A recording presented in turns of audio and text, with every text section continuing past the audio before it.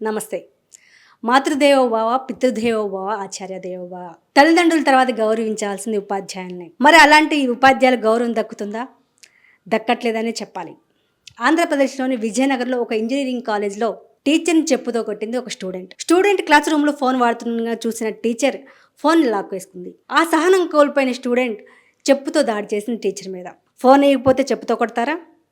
స్టూడెంట్స్‌లో ఎందుకు సహనం కోల్పోతున్నారు? స్టూడెంట్ ఎందుకు ఇంత టెంపరరీగా బిహేవ్ చేస్తున్నారు? ఫోన్ లేకపోతే స్టూడెంట్స్ ఉండలేదా? అసలు ఈ కాలేజీ యాజమాన్యం పిల్లల్ని, స్టూడెంట్స్‌ని కాలేజీల్లోకి ఫోన్స్ ఎందుకు అలౌ చేస్తున్నారు? క్లాస్ రూమ్స్‌తో ఫోన్‌లో ఏం పని ఉంటుంది? మరి కాలేజీ యాజమాన్యం కూడా గమనించాలి కదా!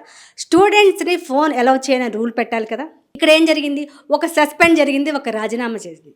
కాలేజీ యాజమాన్యం పాపని సస్పెండ్ చేసింది. ఉపాధ్యాయురాలు ఈ బాధను భరించలేక రిజైన్ చేసింది. అసలు సమాజం ఎటుపోతుంది? గతంలో చూస్తే ఉపాధ్యాయులను చూసి పేరెంట్స్ కావచ్చు, పిల్లలు కావచ్చు భయపడేవాళ్ళు. ఉపాధ్యాయులంటే అమితమైన గౌరవం ఉండేది.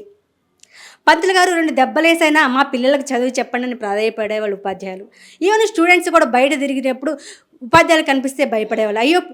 పంతులు గారు కనిపించారు, రేపు పొద్దున క్లాస్‌లో కనిపిస్తే అక్కడ ఎందుకు ఉన్నారా అని అడుగుతారని భయపడి దాక్కొని వెళ్ళిపోయేవాళ్ళు. ఒకప్పుడు భక్తి శ్రద్ధలు ఉండేవి ఉపాధ్యాయులకి. మరి అది ఈ కాలంలో క్రమేణా తగ్గిపోయింది. అది కొరవడింది. భయం అనేది లేకుండా పోతుంది పిల్లలకు.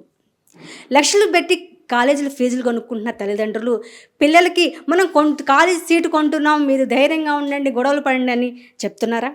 ఏం నేర్పుతున్నాం పిల్లలకి? మార్పు అనేది తల్లిదండ్రులు పిల్లలకు నేర్పించాలి. క్లాస్ రూమ్‌లోకి ఫోన్ ఎందుకు అలౌ చేస్తున్నారు? పిల్లలు తల్లిదండ్రులు మన ఇమేజ్ మనం బాగా గొప్ప చెప్పుకోవడం ఫోన్ గురించి కాలేజీకి పంపుతున్నారు. ఫోనే కావచ్చు, పద్ధతి కావచ్చు, తల్లిదండ్రులు పిల్లలకి నేర్పించాలి. పిల్లల్లో మార్పు రావాలి, తల్లిదండ్రుల్లో మార్పు రావాలి, సమాజంలో మార్పు రావాలి. ఉపాధ్యాయుల పట్ల గౌరవం అనేది కంపల్సరీ స్టూడెంట్‌కి ఉండాల్సిన అవసరం ఎంతైనా ఉంది. Thank you.